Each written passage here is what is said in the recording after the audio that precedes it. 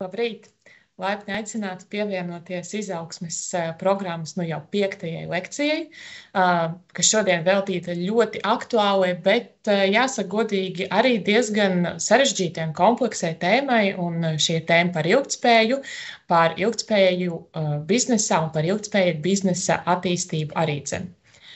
Un jā, lai gan šī tēma ir aktuāla, un mēs saredzam, ka šī aktualitāte kļūs arvien lielāka, tāpat laikā joprojām redzam, ka uzņēmumi ir gana tādi piesardzīgi, gana skeptiski attiecībā uz šo jautājumu, jo patiešām tajā ir gana daudz neskaidrības, un, protams, tajā ir gana daudz izaicinājumu. Bet tomēr mēs saprotam, ka šajos izaicinājumos, skatoties ilgtspējā, vienmēr var saskatīt arī iespējas, izaugsmes iespējas, biznesa izaugsmes iespējas, un ka galu galā, vairāk domājot par ilgtspēju, tas būs ieguvums arī pašam uzņēmumam.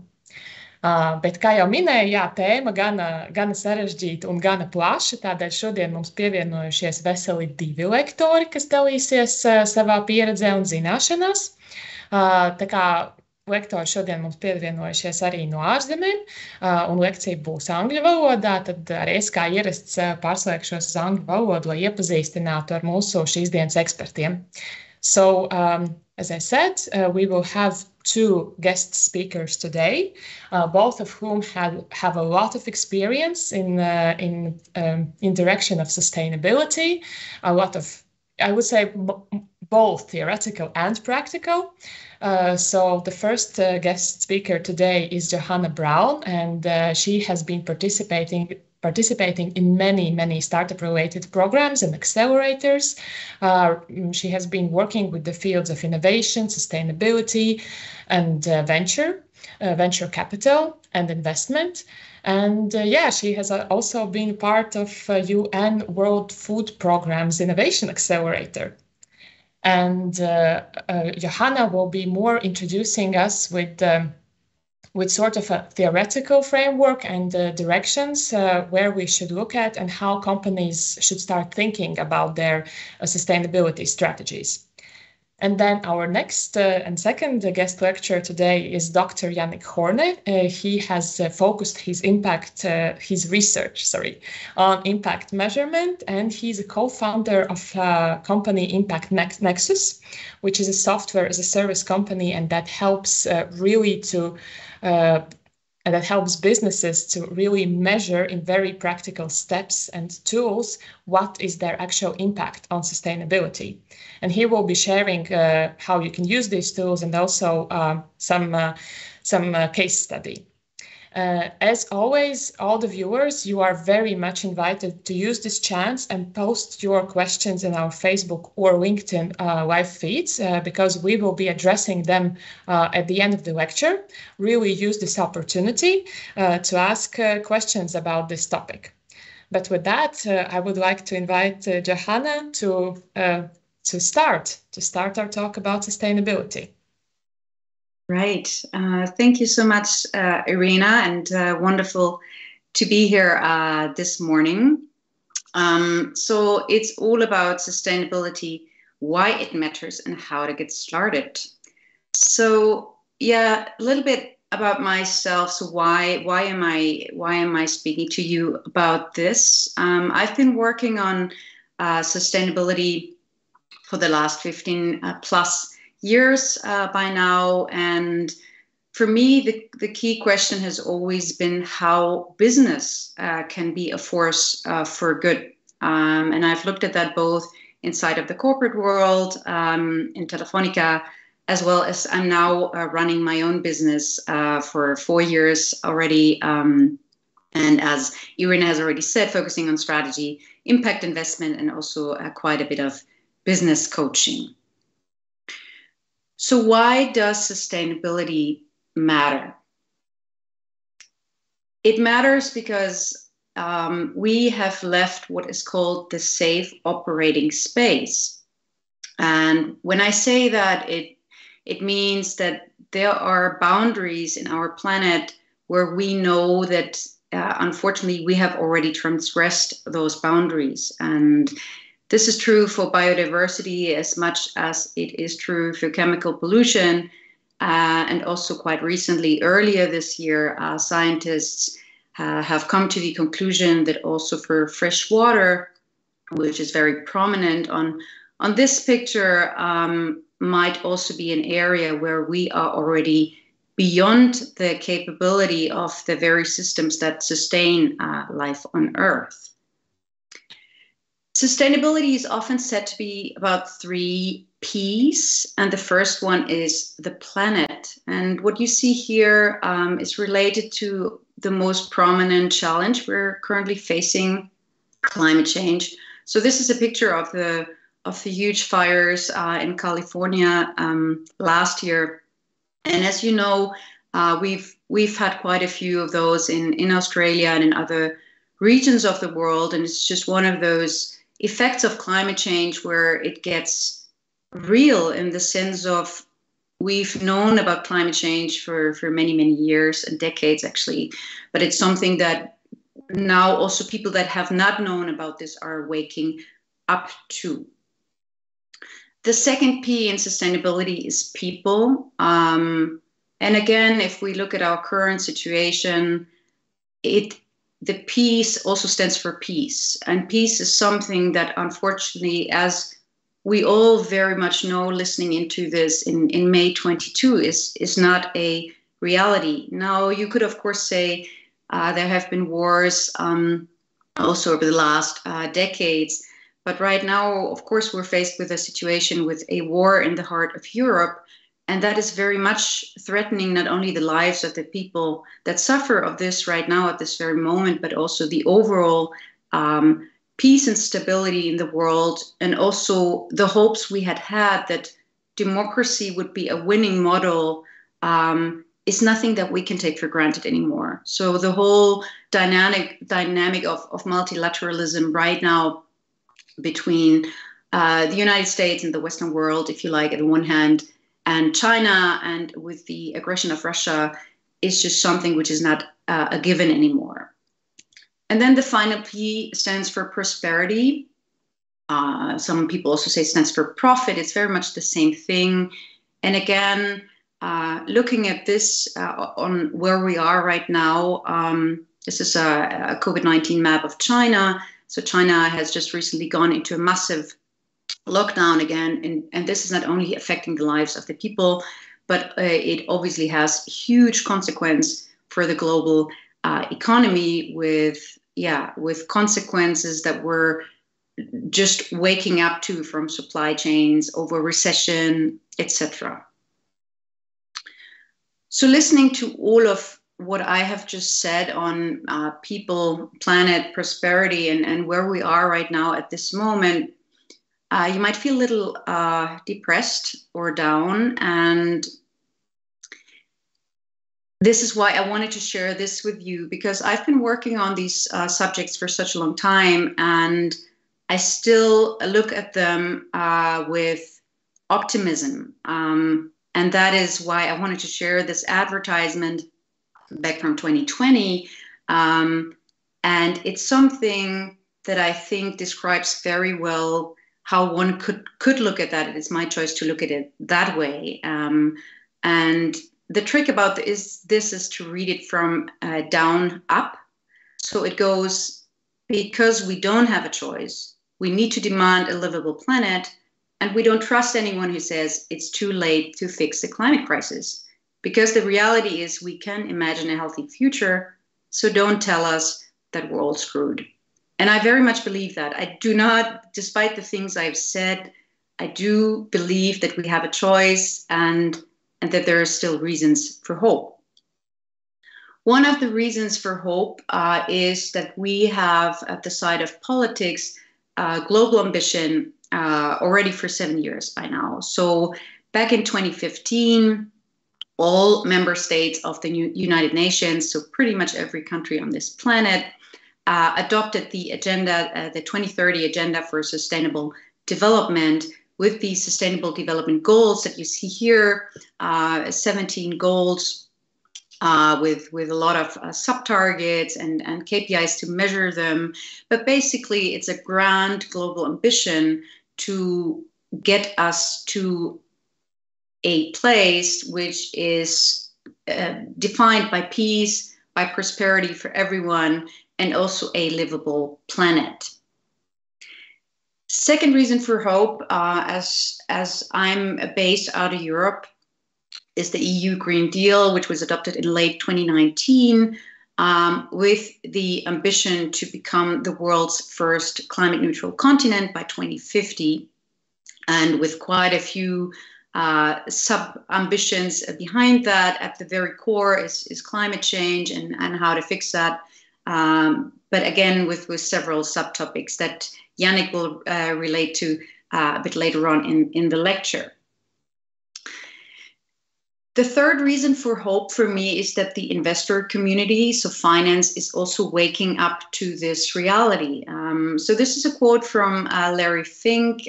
He's the CEO of BlackRock, the largest asset management company in the world. And every year he's writing a letter to all the CEOs of the money he's managing. And last year, he wrote that it's quite obvious by now that there won't be any company who will not be affected, profoundly affected by, in this case, referring to a net zero economy, so referring to climate change and the transition that needs to be made. He's here also saying that companies that are not quickly preparing themselves will see their businesses suffer. So this is very much a risk view on, if you don't do this, it's going to hurt.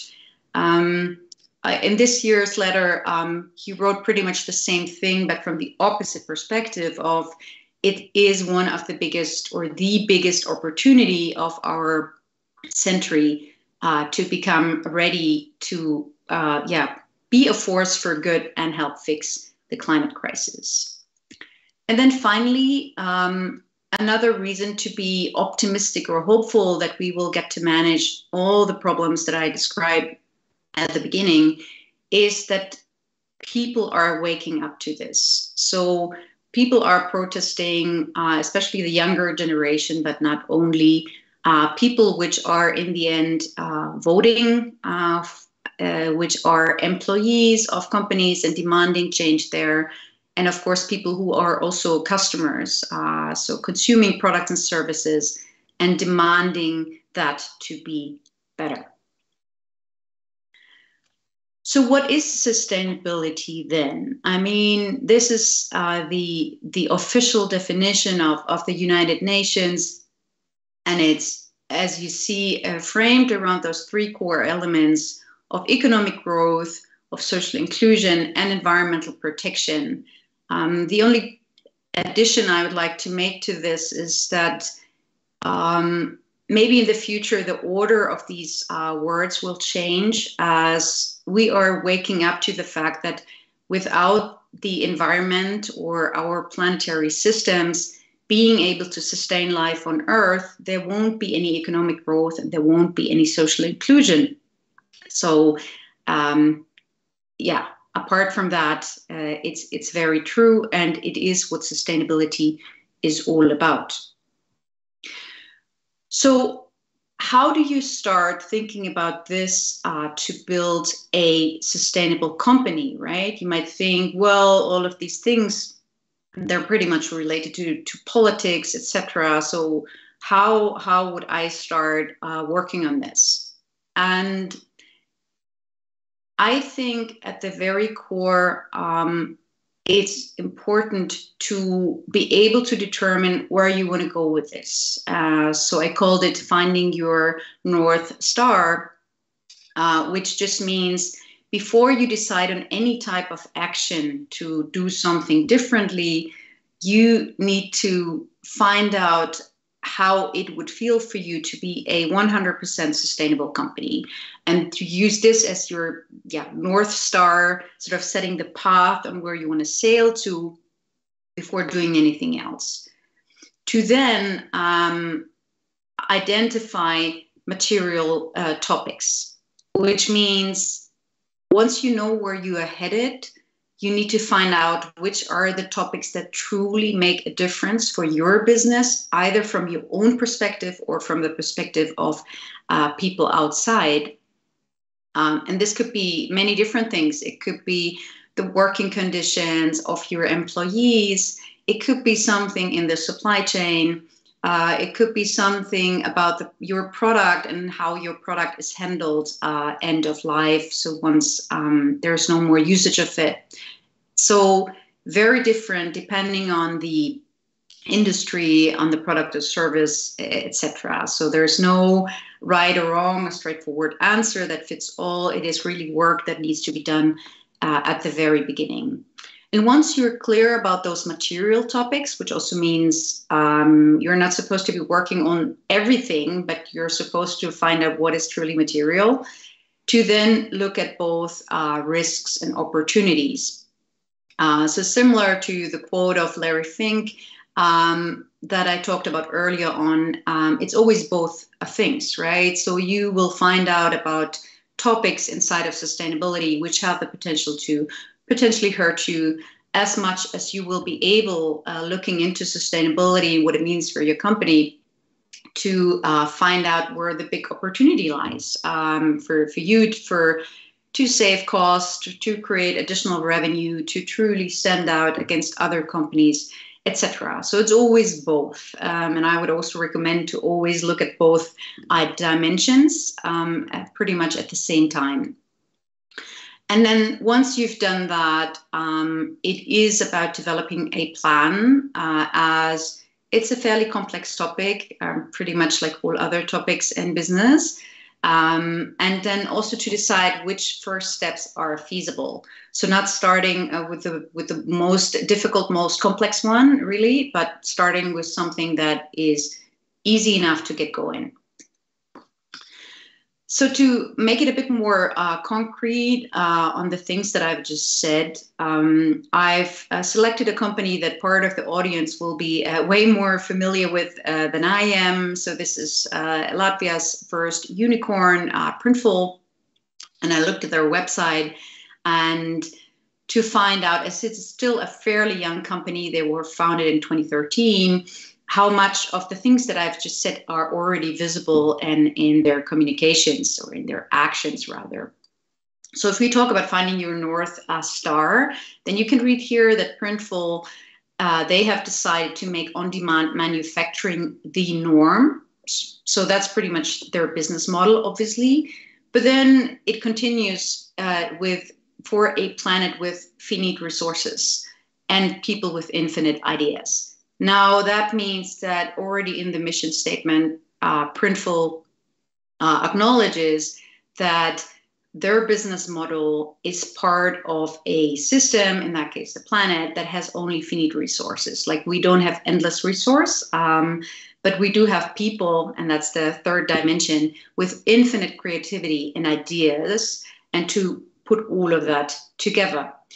It also reads on, it's ambitious, and they're taking it one step at a time. I guess that's a very good approach. And then the second thing I wanted to show you is, if you, again, look at Printful's website, just by means of a good example, here's their timeline. And their timeline is all about, obviously, the financial sustainability. Right? So, of course, the revenue that you are making is material. Why is it material? Because without financial sustainability, you don't have a business. So if you're not at one point reached that level of making a profit, you will not have a business anymore, and hence you will not contribute neither negatively or positively on society and the planet, the other dimensions of sustainability. So I'm stressing this because it's often forgotten that financial sustainability is part of sustainability. So here you can see, obviously, that they show you this timeline on how they were founded, and the product, like the first million shirts were printed, etc., all the way to 2021, when they have reached unicorn status. About the material topics that I mentioned earlier, this is not from Printful, as they didn't have anything published on that. I'm still sure they went through the exercise. This is another German company. And what you can see here is basically just a framework, a pretty simple one, and how you can identify material topics, right? So what you can see here is on the left side, the business relevance from low to high. And then you have environmental and social impacts, again, low to high. And then you have different subjects being mapped out in these on this map. And I've put three circles around those topics, which are both highly business relevant as well as environmental or socially highly relevant. So you can see here that for them, it's all about product and system safety. It is also about sustainability standards in their supply chain, as this is a hardware company. It is apparently also about employment conditions. So what you see here is just across different dimensions of both internal operations as well as the product that they're actually selling, that those are the topics that they have identified as being material in both dimensions. About the planning and taking first feasible steps, again, interesting to look at Printful. Why? Because what you can see here, again, from their website, is their sustainability journey, which apparently started in August 2020, so 7 years after they got founded. Now, obviously, from my point of view, I would wish that all businesses start thinking about sustainability from day one. And I don't know if Printful has done that or not. But in any case, I would also say that when they got founded in 2013, it was a different environment. So if we now talk about 2022, I think it is imperative for businesses to start thinking and working on sustainability from day one, pretty much, with small actions, right? So those are first feasible steps that you can see here. So they talk about how they apparently switched their poster boxes without plastic caps, so going full cardboard, apparently, that they established a team for their facilities. They launched the first recycled all over print product, etc., etc. So again, what you can see here in this journey from August 2020 to April 2022 is a mix of concrete actions on changing the product design and other actions like developing a sponsorship policy, so internal action that pretty much builds the foundation on continuing on this journey. So I think, having said all of that, this is by no means like a linear path. It's the only thing that will remain is to continue to think about following that North Star for you, which will be very different for every business and every organization or individual listening into this today. But to make sure that you are clear about where you are headed and what sustainability means for you, and also to be ambitious about that. And then in a pretty much iterative way, of course, identifying those material topics, but this is not a one-off exercise. You will do it again and again as topics will change, both maybe from your perception as much as from stakeholders outside your organization, whether those be politicians or your employees or consumers demanding different things. So none of this is static. It's continuously evolving. And the same is true for risk and opportunity. And yeah, plans, of course, are, again, nothing that is static. As we know from the startup world, you pretty much go in circles. So you do stuff, you measure the outcomes, you learn, and then you adjust, right? And then you start all over again. So having said that, I think it is about a strong vision, which is what I said with the North Star, identifying the North Star. It is about strong implementation, So taking it seriously, or just as serious as you are taking every other dimension of the things that you're doing. And it is also about strong tools. And when I say strong tools, I think, of course, every business, every organization depends on good tools supporting stuff that you want to execute. But maybe it's even a bit more true about working on sustainability. Why? Because sustainability is, as I've said before, it's a fairly complex subject, as it has many different dimensions. And since it's multidimensional, it is just important to have good tools that help you to navigate this complexity and not get lost in detail, or get lost in, putting your valuable resources to things which in the end will not make a difference, neither to you nor to the outside world. And I see that quite a lot. I do observe quite a bit that many businesses, of course, out of their very best intentions, are talking about their sustainability efforts. But yeah, sometimes they're just too complex, to not working on stuff that is material, etc. So with those focus on strong tools, I personally do think that many of those tools are software-based. And as Mark Andreessen already said 11 years ago, software is eating the world. It is, in the end, a wonderful opportunity that so many people around the globe are able to use software due to the infrastructure we're having right now, and to do part of the work for us. And with this quote, I'm happy to hand over to Jannic, who is the CEO of Impact Nexus, a software-based company that he will tell you a lot more about, that I personally think is a fantastic tool for companies to work with that are starting and improving on their sustainability journey. So I'm handing it over to Jannic. And while we do that, I already encourage you to share your questions or thoughts or comments in the chat about the things that I've shared with you so far. Well, yeah, thank you very much, Johanna. So happy to continue and take this kind of introduction in terms of software eating the world, which actually is really, we are trying to build software that helps the world in terms of sustainability. That's really what we are focused on.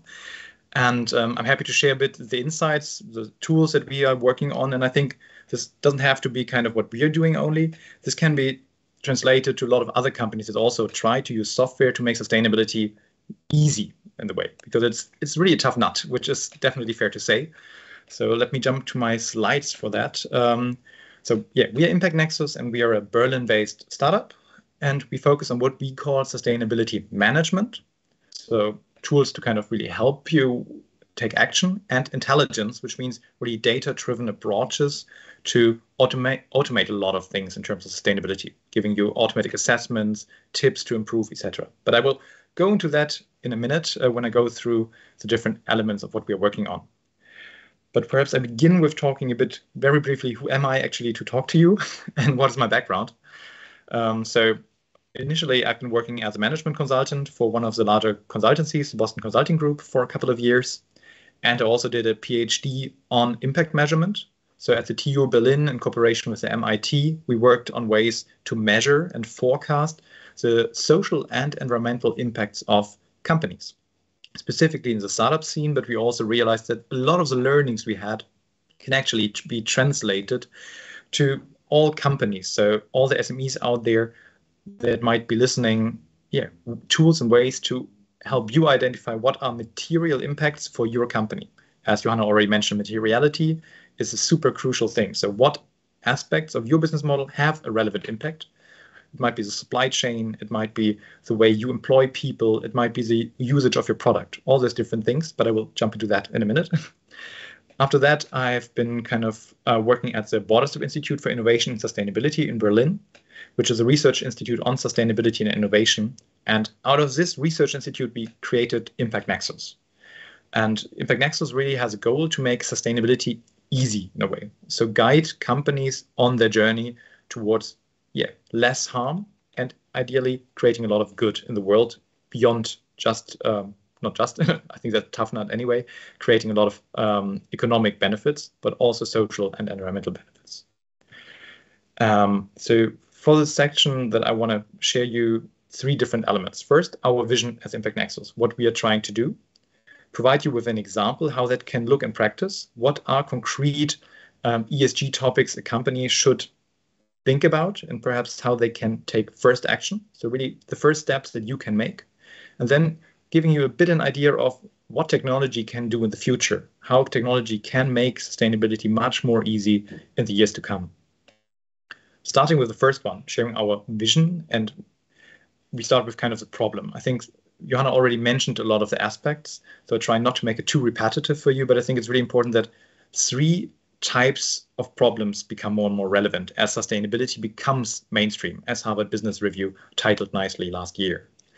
First, more and more actors have to actually assess the sustainability, the social and environmental impacts of their companies, especially investors. I mean, the BlackRock quote is one example for that, that investors increasingly want to know, okay, what are the companies I invest in actually contributing to in the world? What harm are they creating?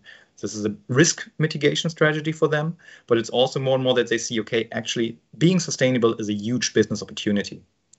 And this brings me to the second point, that beyond just assessing, it's increasingly also about improving performance. We see that especially in very competitive sectors for talent, you don't find people that want to work for you if you only offer money. It's also about creating purpose as a buzzword, which is super important, especially thinking about tech talent that you want to get. Those people they expect money, certainly, but they also expect a company that does something good in the world. And the same is true for consumers, which increasingly want to know, is the product I procure sustainable? Has it been produced under fair conditions, etc.? And the third topic, which is, I think, super important to keep in mind, that regulation become more and more relevant. Reporting the social and environmental impacts of a company becomes more and more mandatory. And to highlight that, especially for the EU, I want to point to some regulation which are currently shaping or disrupting in a way the entire economic sector. In Germany or in Europe, we have the Sustainable Finance Disclosure Regulation, which affects all investors in Europe, or at least even worldwide, all investors that invest in Europe. So it's really a huge change that now all those investors have to become much more transparent about how sustainable their investments are. And those are customers of us, investors that now have a portfolio of companies, and they have to understand how sustainable are these companies actually, and how can I easily make transparent how sustainable my different assets are and how they are improving.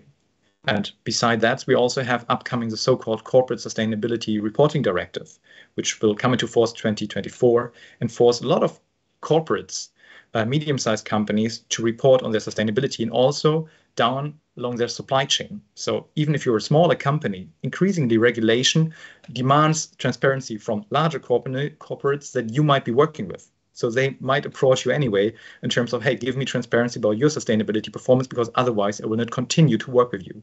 So all those kind of things make it really, really important for business success in the end to take a look at sustainability, make sure that you are well equipped for it. So having said that, let me jump a little bit into 2 buzzwords which are often used in this domain. One is ESG. Environmental, social, and governance. And the other one is impact. I mean, we are called Impact Nexus, so we are also linked to the right one. But I think it's really important that you get the idea where those terms come from, what they stand for. Because we see that already ESG is relevant, but the momentum is going more and more towards impact. So first step for every company, I would say, is take a look at the ESG domain, which I will clarify in a minute.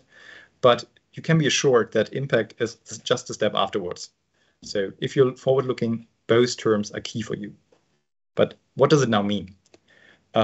I will try to illustrate it with that graphic, which might be overwhelming at first, but I think it has a lot of insights if you just dive into it. And it's based on the Impact Management Project, an international association from companies like BlackRock, Deutsche Bank, but also sustainability-oriented reporting initiatives like the GRI, SASB, and others. And what they try to illustrate is that in the end, all actions of a company have social and environmental impacts. And in the end, those translate also into financial impacts. Just think about climate change. Companies emit a lot of CO2. In the end, it creates a climate change, which creates catastrophes worldwide and has a lot of costs. So very long-term, but there are always consequences of the things we do. And those are linked to either the way how we operate, so the way we choose suppliers, the way we produce in terms of what kind of energy do we use, how do we screen our suppliers, but also what kind of effect our products have. How long are they lasting? How are they used? And those effects can always be either negative or positive. And they can be kind of positive or negative in the short, mid, or long term. I think it's important that increasingly you have to take into account all those dimensions for your company and the way you operate.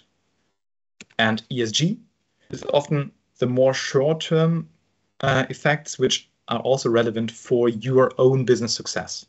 So it can be regulation that, as I just mentioned, might require you to be transparent. It might be risks that are linked to, for instance, having environmental harms in your production. There might be fines coming up, making it just costly for your own company. Or it might be customers which are just jumping away from your business if you don't do something good or even create something bad in terms of pollution, harming people in your supply chain and others. So that's what often is called ESG. It's a more short-term, financially relevant impact of a company. And if we just use the term impact, that's basically all, which definitely makes it quite tough. But what we can see that ESG, this domain, is increasingly becoming bigger. So in the past, it was just about minimum standards for a lot of things. And increasingly, it's also about midterm effects. Now we have discussions about CO2, taxations, and regulations that make even long-term effects economically relevant for every company. So you can be assured that ESG, being the smaller mandatory part, is just going in this direction, that you have to think about all those aspects to remain competitive as a company. So this obviously creates a lot of challenges, especially for smaller companies with limited resources. Like, you don't only have to understand your customers, you have to understand how your supply chain works, how to get good employees, etc. It's increasingly about all those different aspects, how your company affects the world. And then the question is, how do you now take action? You can hire costly consultants. I've been one myself.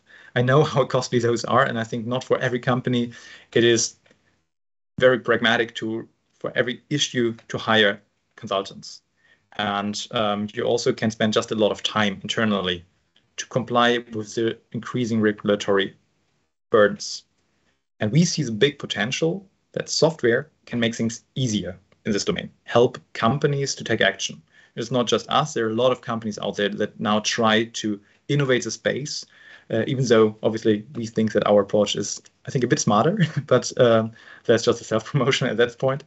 But other than that, I want to just give you some illustration of things that can become possible today to really help in the assessment, as I mentioned, the improvement, and obviously also in the reporting, so complying with regulation. And we at Impact Nexus work on different elements, from fully automatic assessments to assessments where you have to answer some survey questions and get results based on that.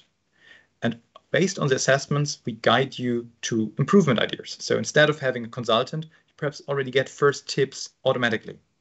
You can track your progress along KPIs and then report. So that's the journey we are working towards. And we are sure that for all companies out there, in the mid-term, at least, everybody has to work with such a tool, because it will just become more and more mandatory. But to make that also a bit more positive, there are great opportunities in making progress on sustainability. You can avoid a lot of risks early on in your business. you can differentiate from competition, attract talent, convince customers. And obviously, using the right tools, it doesn't have to be that painful, which I know from having worked with a lot of companies. Initially, it can be to just get started, as already having a business is quite tough, as I also know being a founder.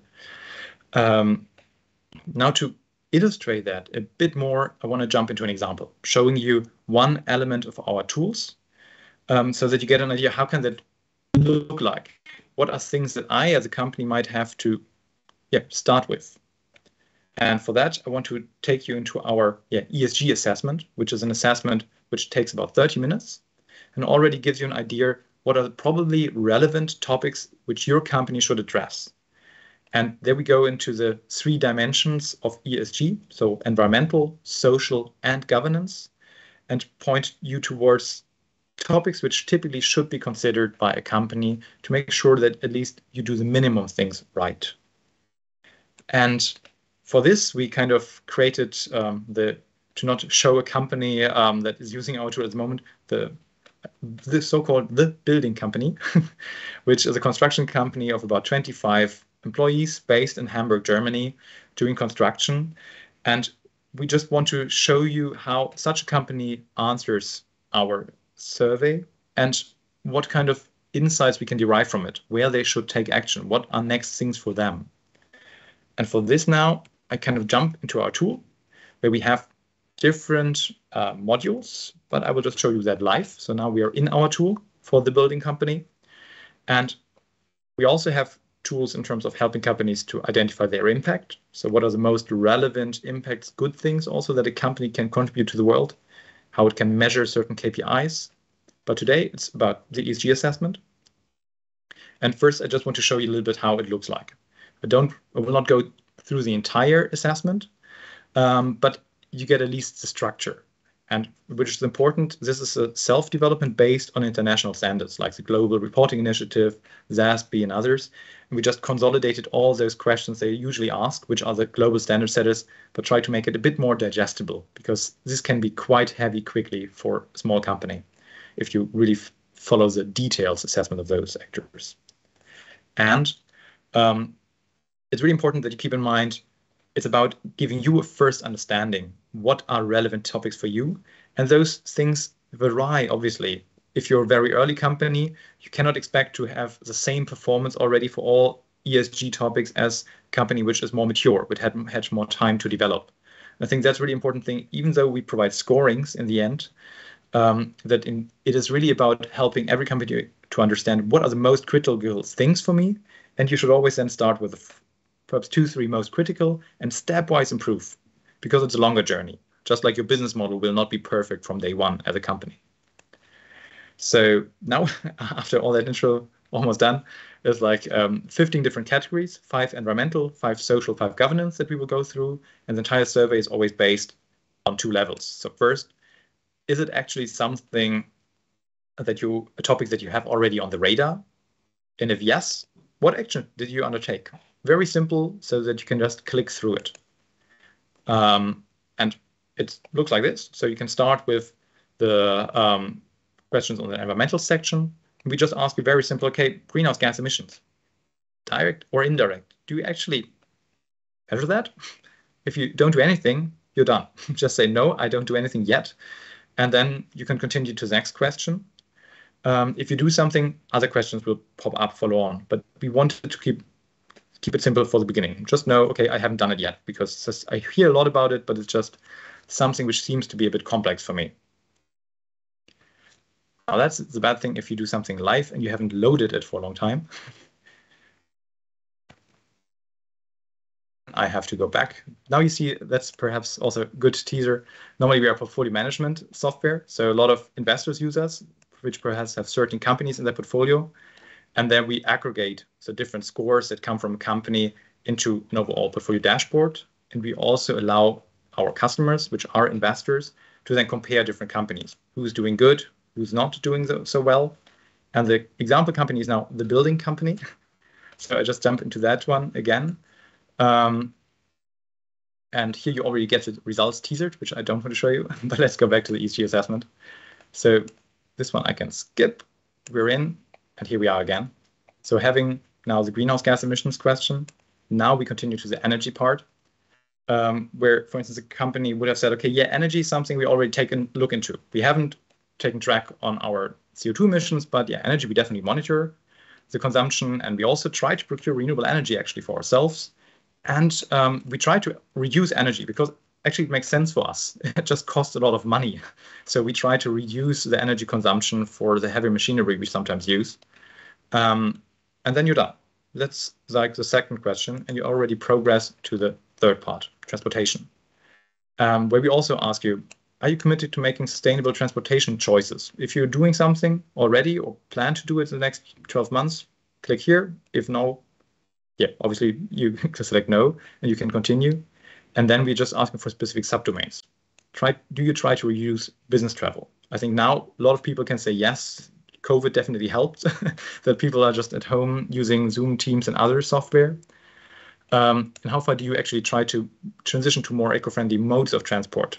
E-mobility, having alternative logistics to kind of reduce the amounts of kilometers your company has to travel. Or how do you compensate for transportation-related emissions? Those questions are typically things asked in long surveys, and we try to make it really simple and digestible.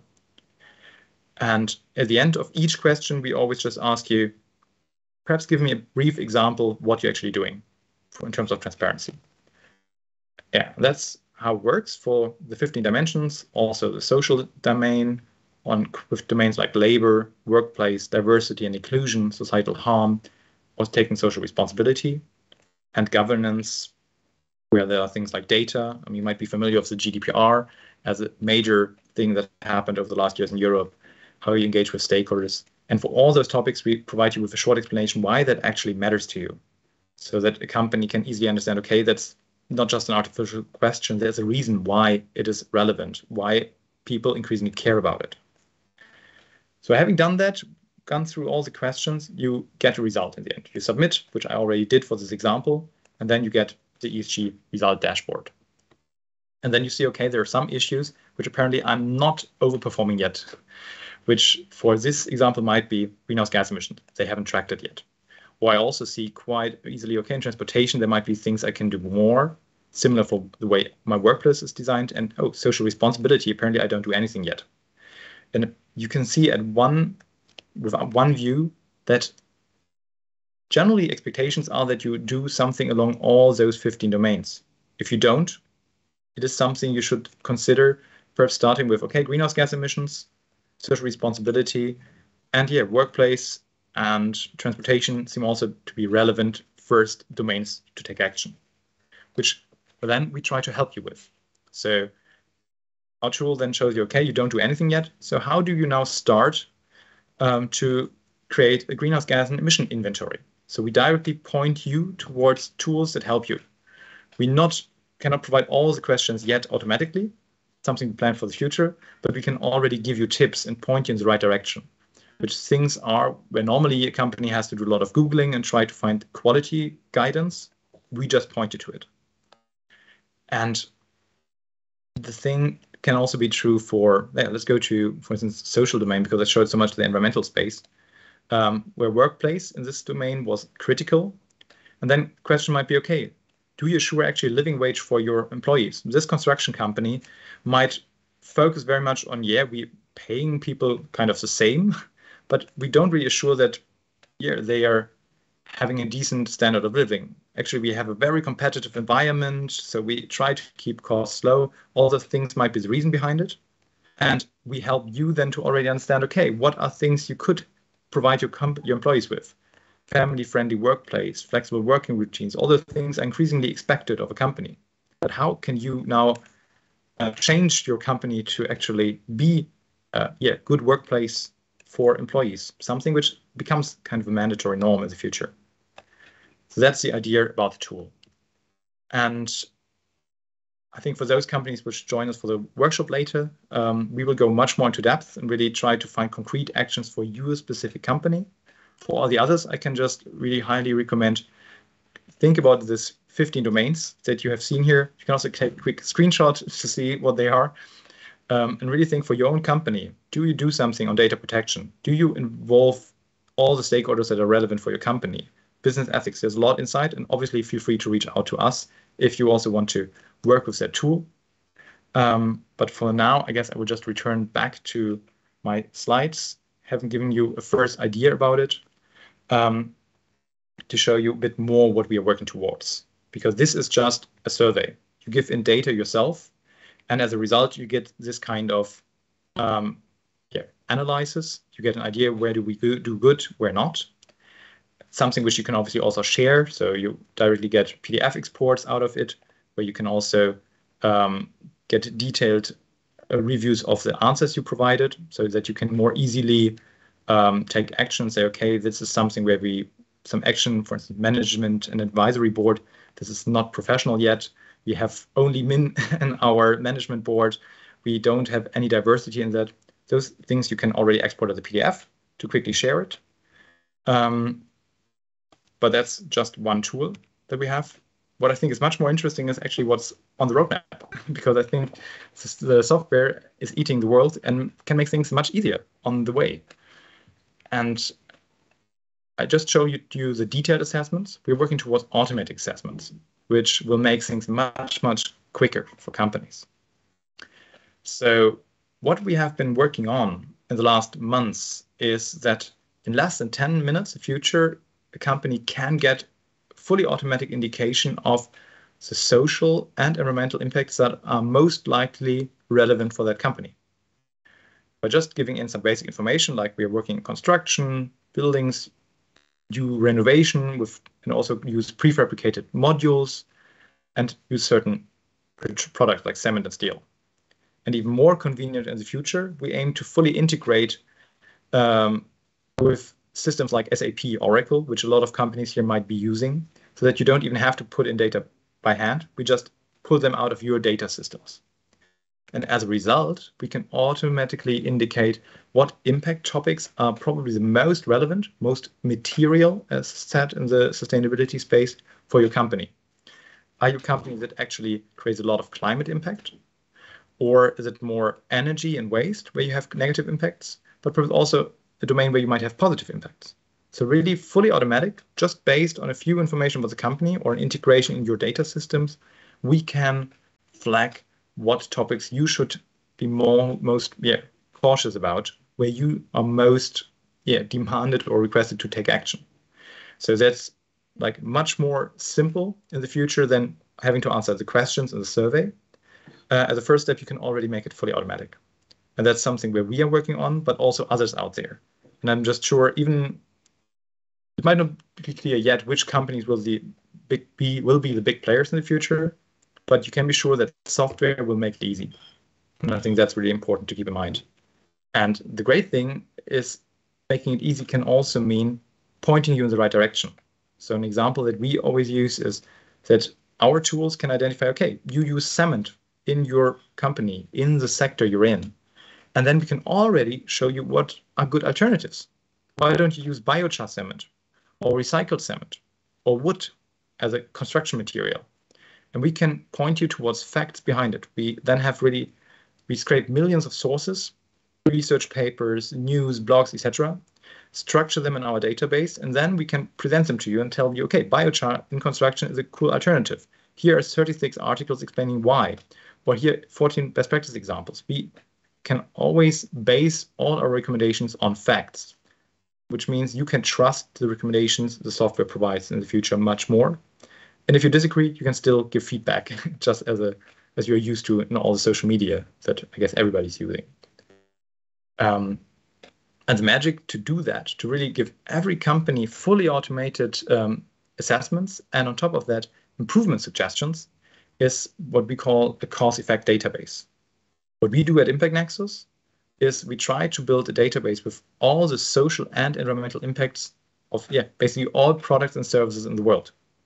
So really a massive knowledge database, which can make things much, much more easy for all the companies out there. So that you don't have to think yourself, okay, is that probably bad for the environment? Does it have negative health effects? The software can just tell you by analyzing data from millions of companies using our software, by using data from external data providers, because there are a lot of companies out there that already have CO2 data. They do so-called life cycle assessments. They have a lot of information.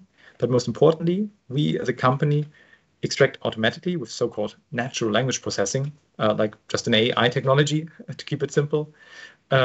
We can automatically read millions of research articles and extract insights, which in the end will make it much, much more easy for any company to identify what is relevant to me. I don't have the time to go into depth for the technology here, but I just want to tease that technology can be really, really powerful in the future. That in the future, you don't have to invest so much time as you have to do today, hiring consultants and having to spend a lot of desk research yourself.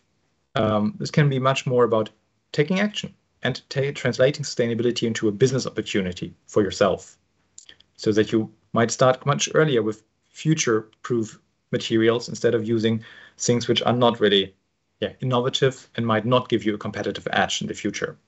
Technology can point you in the right direction.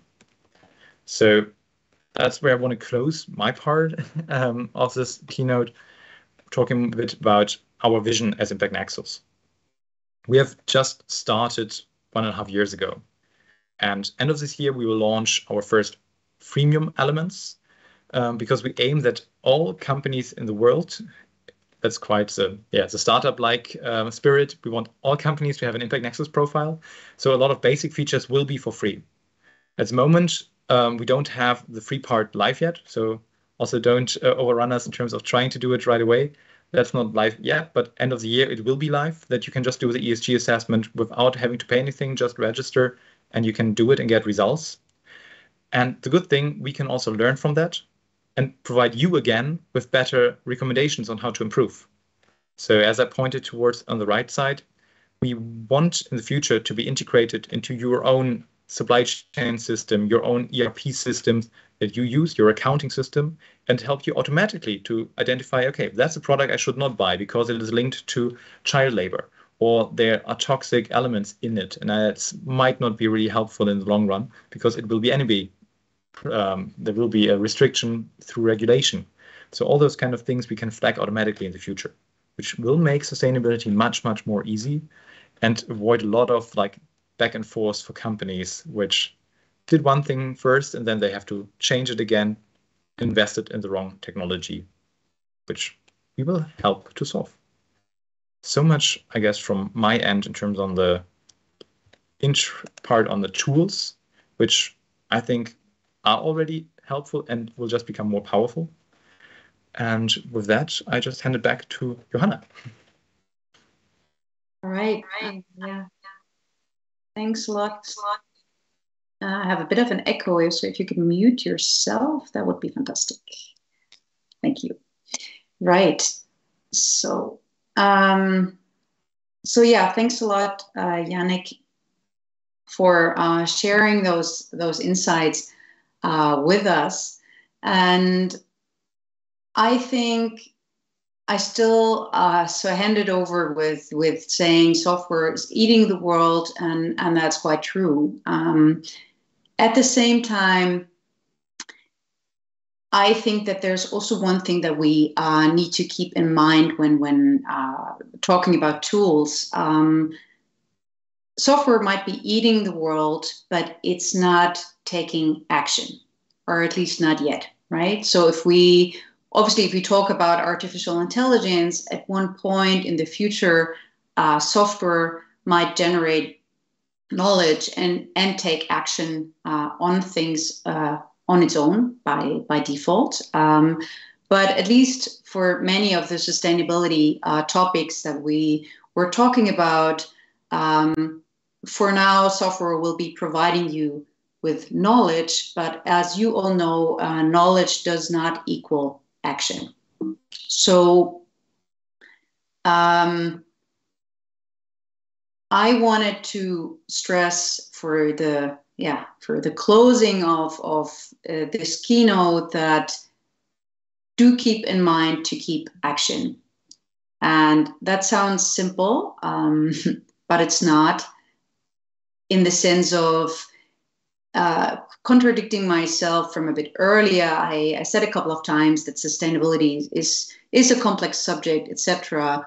On the other hand, you might as well say, actually, it's not. It's pretty simple. And there are great tools out there who can help you sort out that complexity. And then it's just as simple as taking the very first steps. And that's what I mean with action.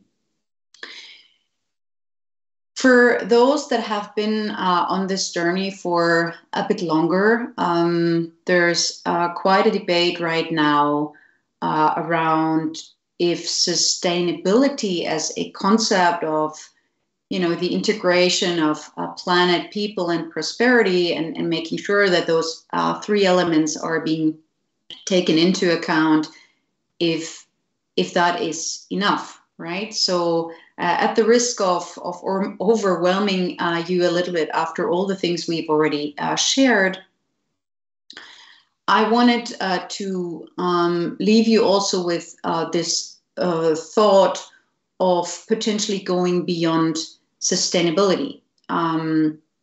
If we consider sustainability being mainly around keeping things in good shape, so just doing what you should do to make things not worse, right? So potentially being in a neutral state, doing things so that they are more or less neutral. And a lot of the terms that are being used, if you think about it, are actually very much framed around that notion. We talk about net zero, so it's towards a state of zeroness, neutrality, one might say. And the discussion right now for those, as I said, that have been on this journey for a bit longer already is what's next. And one of the things that are one of the concepts that are being discussed is the concept of regeneration and regenerative economy, a regenerative economy and regenerative companies. I put here stuff from Walmart's website, not necessarily because I do think that Walmart is the poster child or best example of a regenerative company. I don't know, frankly speaking. But I do know that Walmart is one of the companies that is claiming to this ambition of becoming a regenerative company. And what it means is to go beyond. So as you can read here, it is all about restoring, renewing, replenishing, in addition to conserving.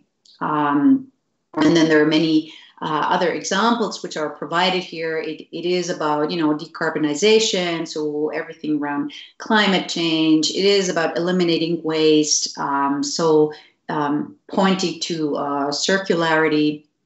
Again, a main concept, circular economy, where the European Union is working on legislation and stuff that already has been taken into place.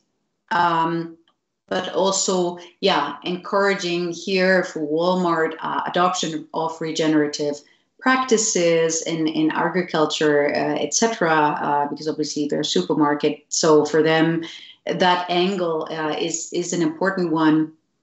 But also really like advancing prosperity and equity. So that's an interesting one. So not just people to buy their products and services, but equity all about, which parts of society are actually in a position to do so. So I guess what's behind this is that we've seen a huge trend, unfortunately, also in the Western world, of rising inequality between people, where you see this widening gap between the richest and the poorest. And that's even more true for the US, where Walmart is being based. And that's where this notion of equity for customers and people comes from, I guess. And so it's all about not just doing your homework, you could say, but really taking a broader and more visionary perspective on making things better. So You could say this is about regeneration. Other people are currently discussing the term of net positive companies. So not net zero, but really adding to stuff, making things better, going beyond what is expected, going beyond what you can do by means of how you design your products, how you treat your employees, how you provide access for customers to be using your products and services. So it is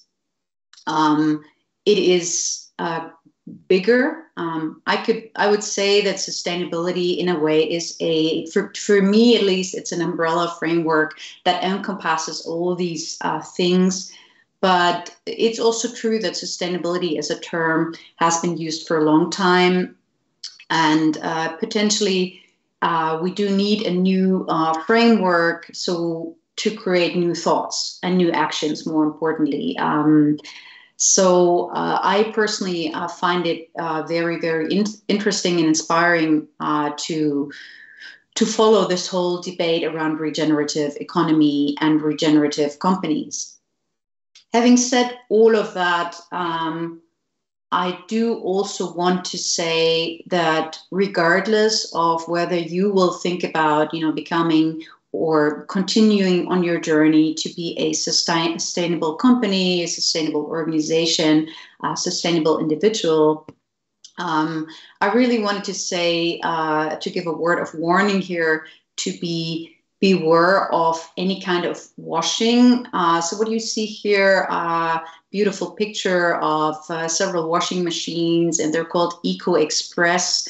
And I think apart from, whitewashing and pink washing and all kinds of washing that people are discussing right now, the most prominent one is greenwashing. And greenwashing, what is it? It is about people, organizations mostly, claiming to do something which will make the planet better, bluntly speaking. But then if you go just a tiny bit below those statements, you unfortunately often realize that this is not the case. It's not substantiated by action. So, for example, many companies have published their goals to become net zero, so carbon goals. But then if you dig a bit deeper and you look into what are the plans which substantiate those claims, unfortunately, quite often the substance is lacking, right? And then you have this whole debate around greenwash, as this is just claiming to do stuff, but not really doing it. So it's something to be aware of.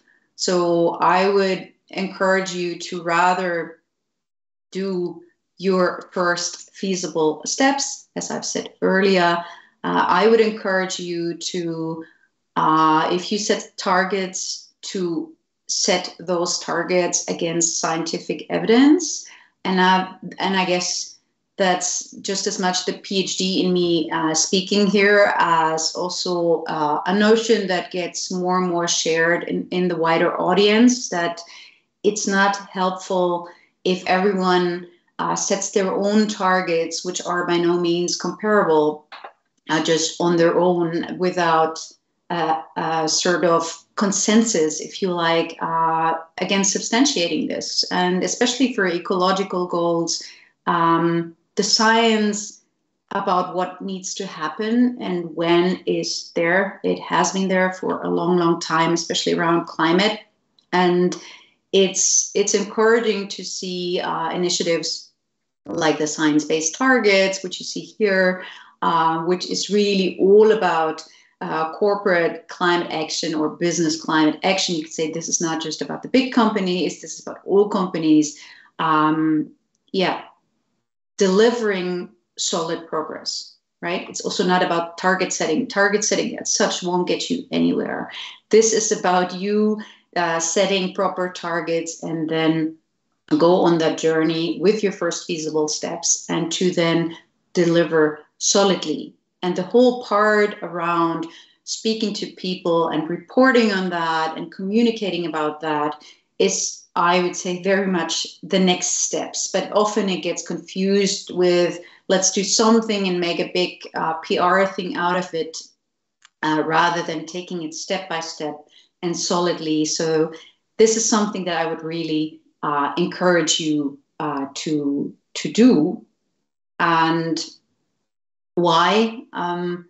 This goes back to the very beginning of what I shared in this keynote. We do not have another planet.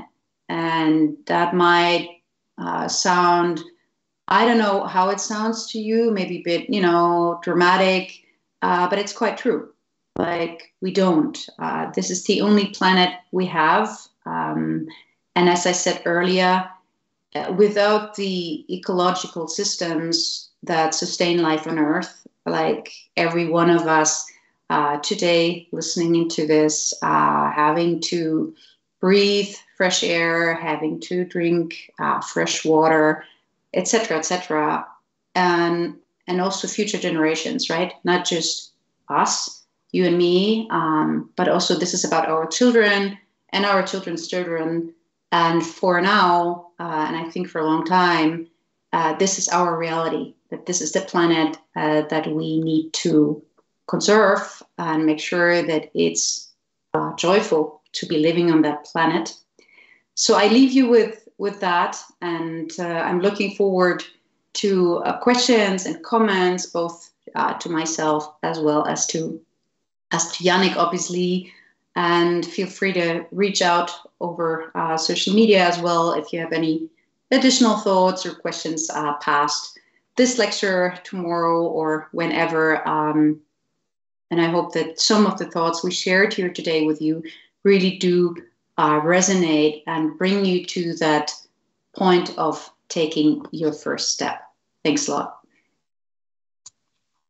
Thank you so much, Johanna. Thank you, Jannic. I think this was a wonderful end note, actually, about us living on this one single planet. And I think actually that these last years and all the not usual weather conditions that we're having are actually showing us for real that at least that part of the climate change is actually really, really kicking in, and this is the last moment when we can do something.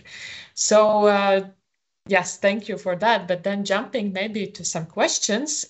So yeah, Johanna, you explained quite well what is the ESG, the 3 Ps of sustainability. So planet, people, and prosperity. Then we also have the UN Sustainable Development Goals. So it's still quite a lot of information, right?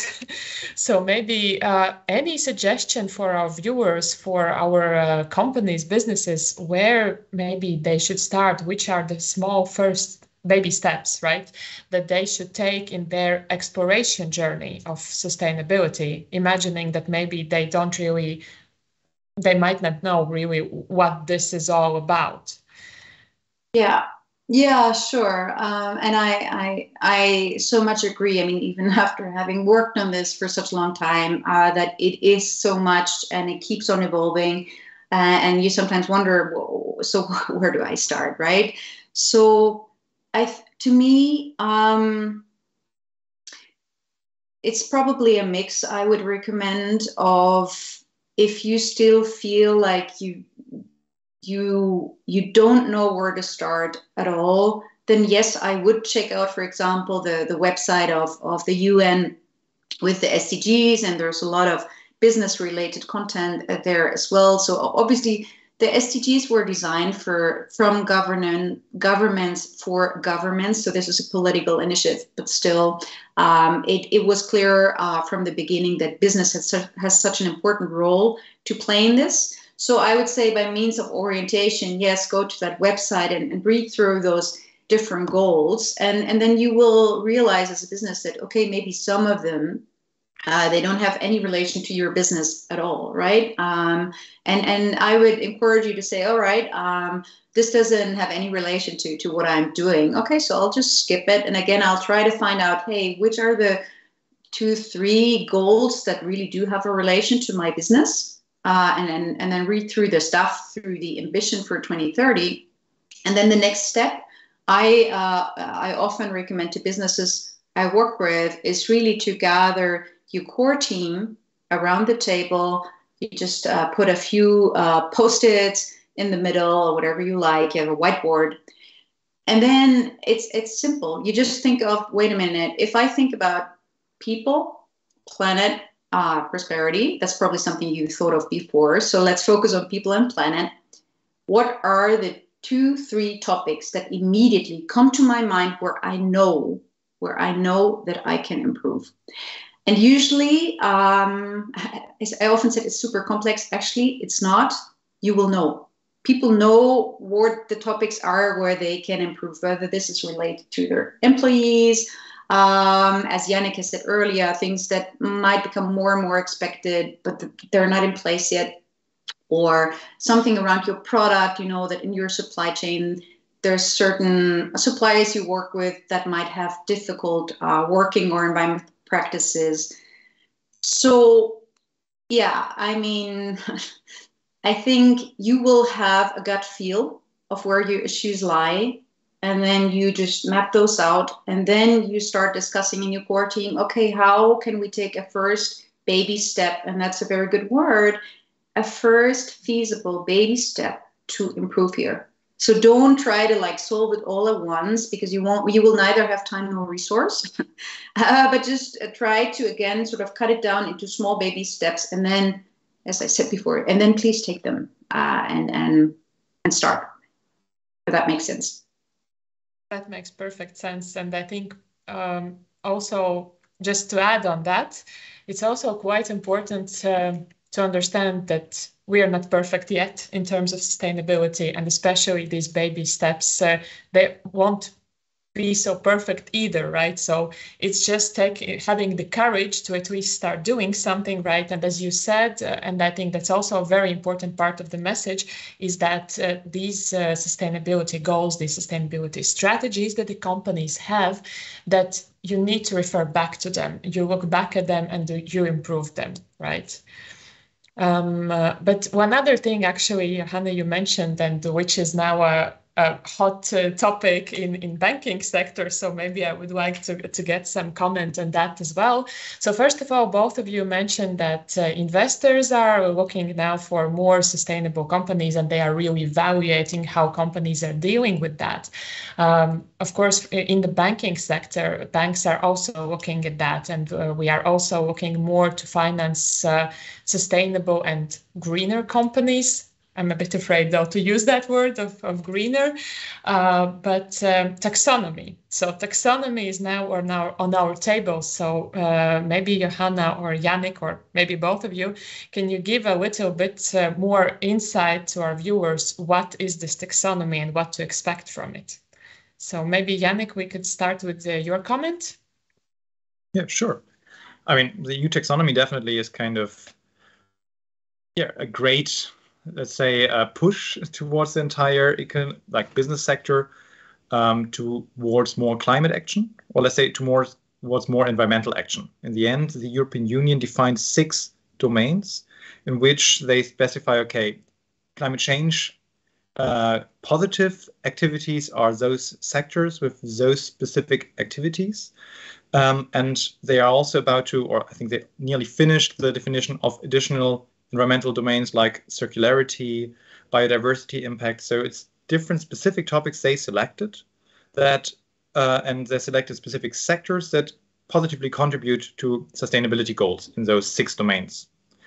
So it's a really good driver towards those 6 goals, but it also has some downsides because it doesn't look at everything. It doesn't look at social domains. It is, for instance, very controversial, especially we are German. So there's the question, is nuclear now sustainable or not? You have also the German lobbies which push for gas being sustainable, which others reasonably say, okay, perhaps that's not super sustainable, as there are a lot of CO2 emissions linked to that. So the thing is, it has been a political discussion for a long time to define what the EU can agree on as being somehow sustainable. And that it's a good push, but definitely be aware that just being EU taxonomy compliant, which now also banks try to understand for their different assets, or the loan seekers, which now companies try to understand for their own business units, their business activities, their suppliers. Now everybody tries to kind of sort them into the packages. Are they EU taxonomy aligned or not? And this is helpful because it can give you a lot of credential or good reputation in terms of EU regulation. You are now EU taxonomy compliant, you get better access to money, etc. But it does not necessarily mean that you're good or bad in terms of sustainability. It's more a political result, but it's definitely a challenge to understand, are you in or not? Because there are specific criteria in terms of how many CO2 emissions do you have, what technologies do you use, which NACE sector do you classify with? And I think that's important to keep in mind. It's really a classification task, which is challenging. Thank you. And so what I'm hearing, so it's more of a framework that the companies and also, as I hear, the governments are trying to build and to implement to kind of at least help to start understanding which direction and how we're evaluating the companies. Am I rephrasing it in the right way? In simple terms, it's just a classification system. Either you classify along the EU-defined criteria or not. And if you classify, you can get kind of a green label from the EU, so you're EU taxonomy aligned, so to say. And there's a lot of discussions about how valid that is, but it definitely helps you. So taking a look at the company, especially if you have environmental impacts into those criteria, it can be helpful, especially in the future, that you say, yeah, I'm definitely EU taxonomy aligned. But not every company should try to be EU taxonomy aligned because it's not suitable for every company with a specific background of a politically shaped classification system. Thank you. And Johanna, do you have anything to add on that? Yeah, I think probably goes listening into that to me goes a little bit back to the concept of regeneration that I mentioned at the end.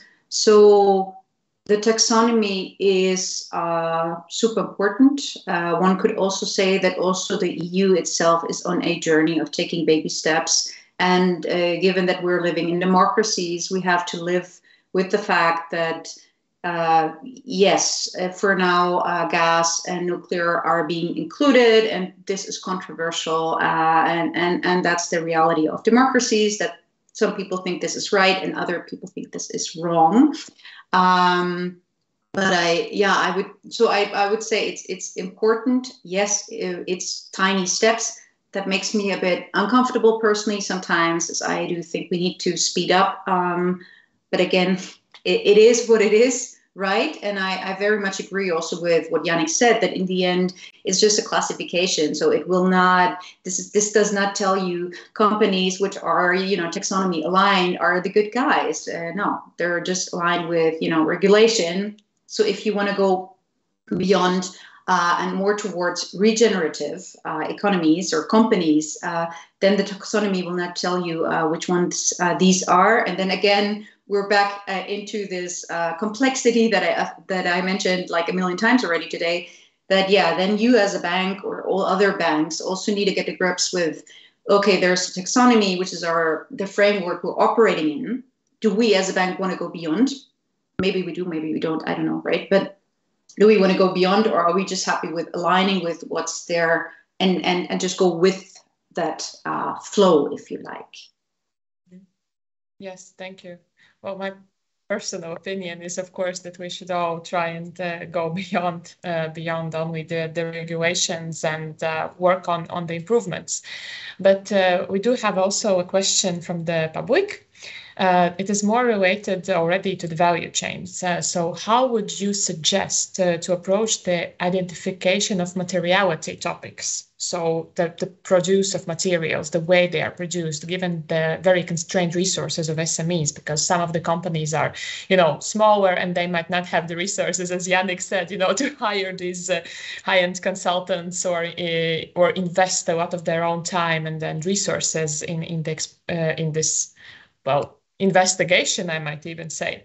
But for instance, how the companies can start to identify the most critical stakeholders, maybe to involve in this process at all. Maybe any suggestions on that? So maybe, Johanna, you can start. Yeah, I start quickly, and then Jannic for sure can add. So with regard, starting with the latter, when it comes to stakeholders, I would recommend to always go inside out. Now, this is obviously not related to supply chain, but I would always recommend to start inside out by means of you start with your own people, your employees, your board, your shareholders, and then you go wider circles and you find out which is that one topic that is most important to those stakeholders, and then you already have a map, right? This is just to make sure that if you go outside in, you might miss out on the most critical parts going wrong in your business. So it's for practical reasons I'm suggesting this. And with regard to supply chain, I'm sure Jannic you can add to that. But again, what I've seen is in the startup world, at least, which also, I mean, those are also hardware companies sourcing from somewhere that really had sustainability at their core. I mean, they just started manually reaching out to their suppliers, asking on if they could comment, please, on how they're producing stuff and if they're using any audits. So, I mean, very simple, right? Writing emails, and then as a follow-up, if they got answers, requesting those suppliers to reach out to their suppliers. And sometimes that worked, and sometimes it didn't. But in the sense of being very pragmatic, that's something you could do. I'm not saying it's a silver bullet, but it's something everyone can do. And Jannic, I'm sure you have additional ideas here. Happy to add. I mean, what, from my point of view, could be a strategy for all kind of businesses, if they obviously don't use our tools, is to really think about, okay, what kind of inputs are the most relevant for us? What kind of products, materials do you need? What kind of services? What are the key activities we have as a company? And what kind of outputs do we create? And depending on your specific business, sustainability issues might be more relevant in the inputs. So where have you procured your products? How have they been created? What might be more the usage of your outputs? And I think it really is important that if you don't have external guidance on that just make a mapping, okay, what are the key inputs, activities, outputs? And then very simple, just Google in terms of, okay, use this material, what are typical sustainability issues related to that? Then you might find information in terms of health effects, about environmental pollution, about labor conditions along the creation of the products.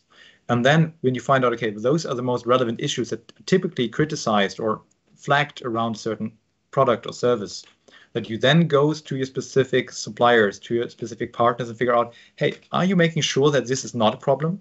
Are you making sure that your employees have a certain minimum social security? Are you making sure that the production is clean in a way?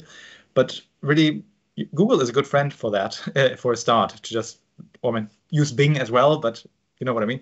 It can definitely help to just search on the internet at the first start, which we do kind of in Impact Nexus fully automatic at scale, and can already provide good results there.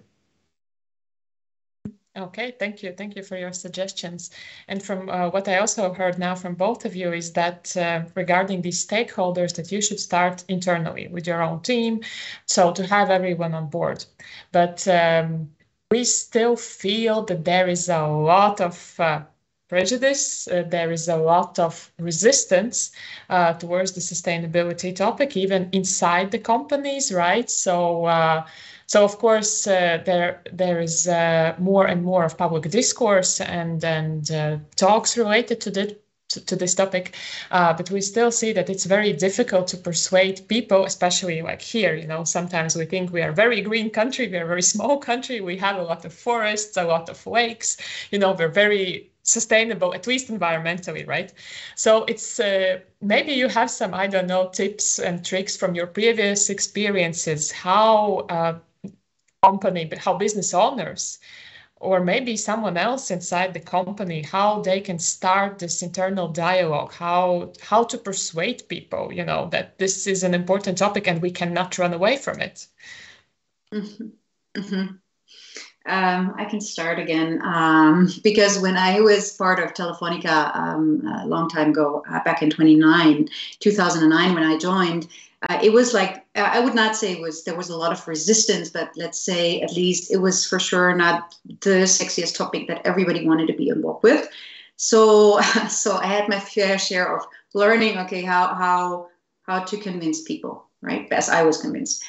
And again, it's super simple. I would start with something that creates an immediate positive effect so that everybody will celebrate it. So this could either be, one example we had back then was we had been lobbying to source renewable energy for the grid, so for the mobile network. And for the longest time, nobody cared. But then at some point, we could prove that this could lead to cost savings, that if we were to procure more renewable energy stuff, over time, we could save money. And suddenly we had the attention of the finance department and then other departments, and everybody was happy to then tell the story to the world that we're going to go step by step to 100% renewable energy consumption, and in brackets, and that's also going to save money. So, I know it might sound a bit silly, but yeah, you have to create wins for people at the very beginning. As otherwise, this resistance will just remain, and people always say, "Oh, this topic, yeah, we know it's important, but let's talk about it next week." So make sure that in your mapping, you map out stuff where you save money or you create additional revenue, or somebody can be a star. Again, sounding a bit silly maybe, but somebody can talk to the world about their family-owned business, how they have done something and how special that is. That's what I would recommend. Thank you. And we actually, meanwhile, had another question. Continuing this topic, actually. So there are many companies that are initially small with very few employees, maybe working from home, like family businesses. And initially, it might seem that there is no additional burden on the environment from these companies, but maybe you have any specific recommendations where such companies can focus on sustainability. Maybe Jannic, you can start this time. It's generally quite a tough question because it depends specifically on the business. I mean, as I mentioned, with the input activity output, taking a look at your specific business case. Are you a software company, or are you working more in terms of manufacturing? Are you like a craftsman? It's very specific to the company. So I think you always have to take a look, okay, what are the products, the services, activities we work with and we create? And then you will always find certain activities where you can take action. And I think it was really important, what Johanna said, that you always aim for the so-called double dividend, where it kind of pays off, where you have something in return from it. Being a green manufacturer can be important in terms of attracting customers. And I think you can always, for any kind of business, think about where can it help you to market, to differentiate yourself from others, be it to customers or also to employees that you seek. And I think aiming for those kind of things in your market, what is interesting, where could you actually benefit from taking action?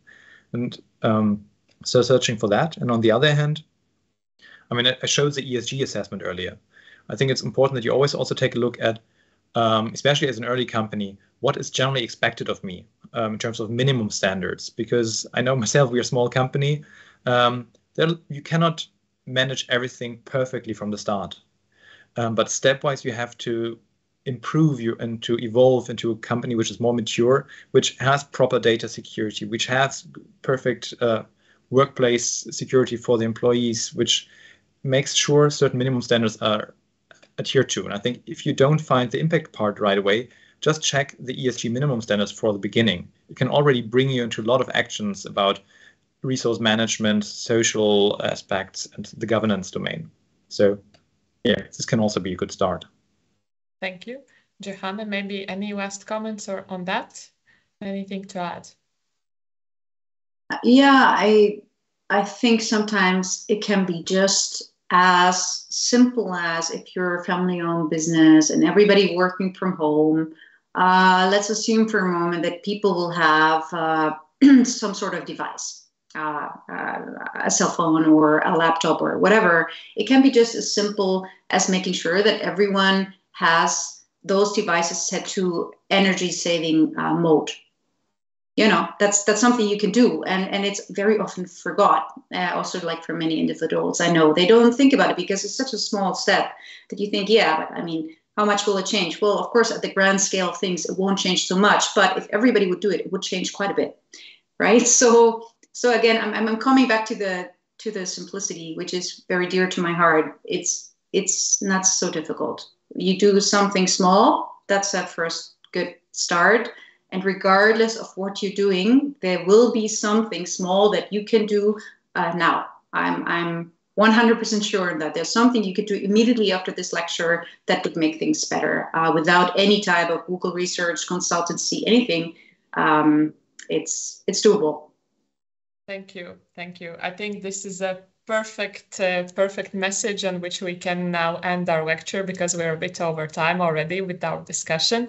But yes, just start taking any small steps and keep improving.